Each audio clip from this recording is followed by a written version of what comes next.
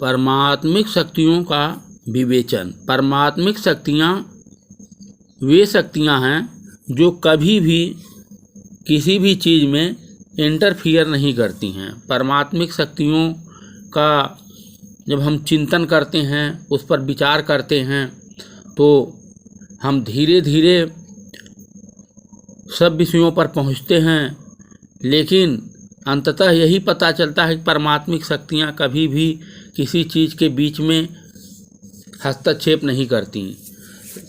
जो हम संसार में जीते हैं, चलते हैं, इसमें मुख्यतः दो शक्तियाँ काम करती हैं, एक भगवान की शक्ति और दूसरी शैतान की शक्ति। अर्थात एक वह शक्ति जो हमें आगे बढ़ाती है और हमेशा सांसारिक चीज़ों में लाभ पहुंचाती है।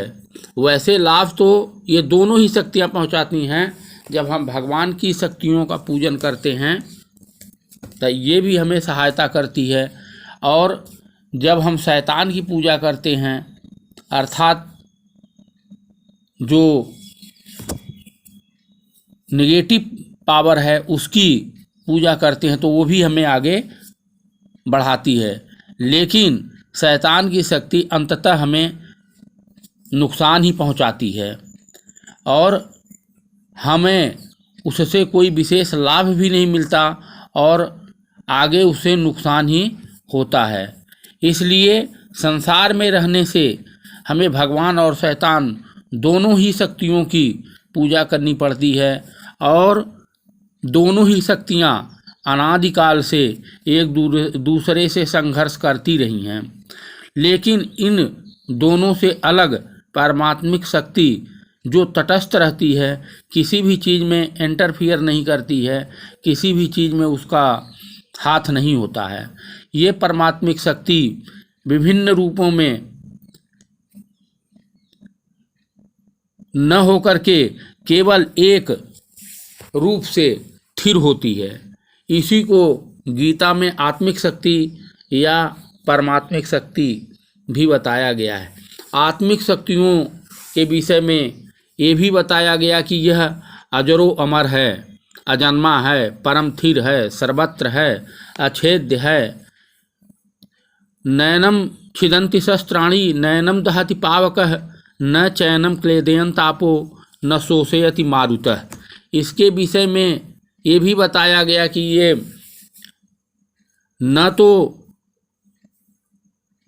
इसे जल में भिगोया जा सकता है, न इसे अग्नि जला सकती है। नैनम छिदन्ति शस्त्राणि नैनम दहति पावकः न चैनम क्लेदयन् तापो न शोषयति मारुतः। अर्थात इसे वायु सिखा नहीं सकती है, जल गला नहीं सकती है, शस्त्र काट नहीं सकता है और शस्त्र भेद नहीं सकते हैं।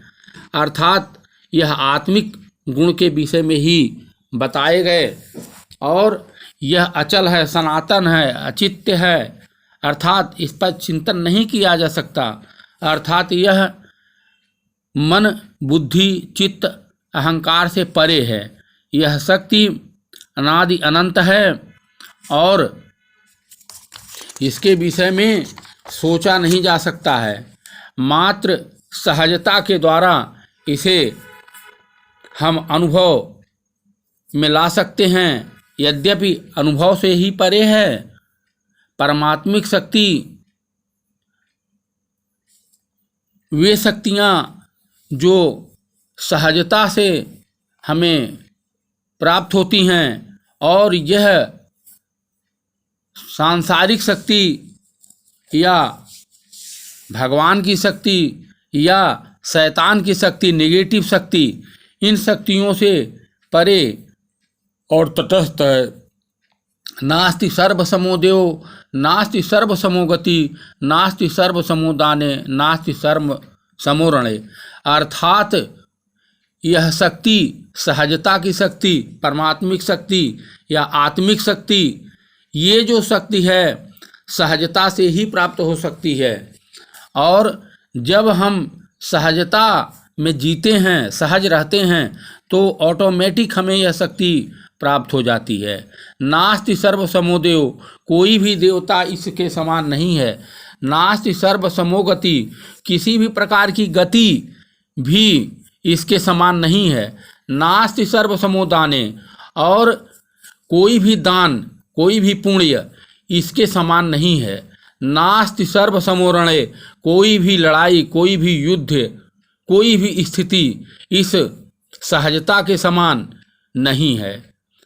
हमारे संतों ने भी इसके विषय में बताई है। सहजय रहे समाये सहज में, कछु आवे नहीं जावे, करे न ध्यान करे नहीं जब तप राम रहीम न गावे। रहीम या कबीर कोई नहीं गाता है, अर्थात सहजता जब अपना लेता है, सहज रहने लगता है, तो उसको आत्मिक शांति स्वतः ही उसे मिलने लगता है। वो खुद ही समझ लेता है। जैसे हमें प्यास लगने पर पानी मिल जाए तो हम पानी पी लेते हैं, अपने प्यास को बुझा लेते हैं। उसी तरह से जब हम शांति में, सहजता में निवास करने लगते हैं, अनुभव करने लगते हैं, ये अनुभव से भी परे है, लेकिन जब इसका हम अनुभव करते हैं, इसको सहजता के साथ जीते हैं, तो स्वतः ही हमारे हर चीज़ों में इसका फ़ायदा मिलना चालू हो जाता है। यह एक ऐसी स्थिति है जिसमें आ जाने पर हमें स्वतः ही सब कुछ प्राप्त होने लगता है। और गीता में भी इसके विषय में लिखा हुआ है, सुखे दुखे समे कृत्वा लाभा लाभौ जय जयौ ततो युद्धाय युजस्व नैव पापम वारस्यसि। सुख दुख को समान कर लो, लाभ हानि को छोड़ दो, उसमें तटस्थ हो जाओ, सहज हो जाओ, और युद्ध पाप को समान समझते हुए उसमें तटस्थ रहो। ऐसे हम सहजता का धीरे धीरे जब अनुभव जीवन में करते हैं, तो हम स्वतः ही धीरे धीरे सहजता हमारे जीवन में आने लगती है। और ये सहजता, ये परमात्मिक शक्तियों का जब हम अनुभव करते हैं, तो हमारे लिए जो सबसे उपयुक्त है वो हमें प्राप्त होना शुरू हो जाता है। सबसे पहले हमें शांति हमारे शरीर पर, हमारे मन पर, हमारे हर चीज़ में शांति और सहजता आने लगती है। इस तरह से आत्मा की हमें चिंतन करते हुए जीवन यापन करना चाहिए, और आकर्षण को, आसक्ति को परित्याग करके, और परित्याग भी स्वतः ही होने लगता है जब हम परमात्मिक शक्तियों का चिंतन मनन ध्यान सुमिरन करते हैं, तो स्वतः ही ये चीज़ें हमारे जीवन में धीरे धीरे आने लगती हैं, और हम सफल से सफल होते चले जाते हैं। और ये प्राकृतिक भौतिक सफलता या प्राकृतिक सफलता या आध्यात्मिक सफलता या इस प्रकार की कोई भी सफलता, हम उसका कोई आसक्ति नहीं रखते हैं। हमें आसक्ति को त्याग करके सहजता में ही निवास करना है, और हम इस प्रकार से हम सफल होते हैं, और हमारे इर्द गिर्द इसी तरह की हर प्रकार की सहजता वो परमात्मिक शक्ति स्वतः ही प्रदान कर देती है।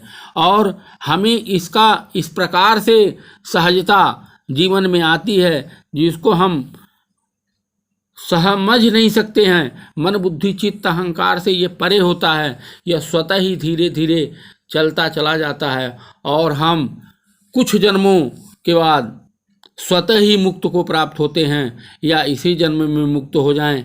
हमारी आसक्ति जब सहज हो जाती है, हम त्यागते चले जाते हैं। अंततः हमें त्याग ही करना है, क्योंकि हम अगर कुछ भी नहीं करते हैं तब भी आसक्ति में आ करके अपने जीवन का परित्याग तब भी हो जाना है। लेकिन जब हम सहजता का जीवन जीते हैं, जब हम समता का जीवन जीते हैं, तो हम शांति के साथ परमात्मिक शक्तियों का सुख आनंद जीते हुए जैसे कि गीता में कहा गया है कि आसक्तिहीन व्यक्ति सब सुखों का अनुभव करते हुए, उसका व्यवहार करते हुए अंततः मुक्ति को प्राप्त करता है। तो इस प्रकार से हम अपने वाणी को विराम देते हैं और आप सभी भक्तों को, आप सभी मित्रों को इस रास्ते पर चलने का भरसक यही प्रयास करें कि जीवन में सहजता, समानता आ जाए और अपना हम जीवन जीते रहें और आसक्ति से बचते रहें, सहजता जीवन में अपनाते रहें। इसी के साथ अपने वाणी को विराम देते हैं। धन्यवाद। जय भारत, जय भूमि।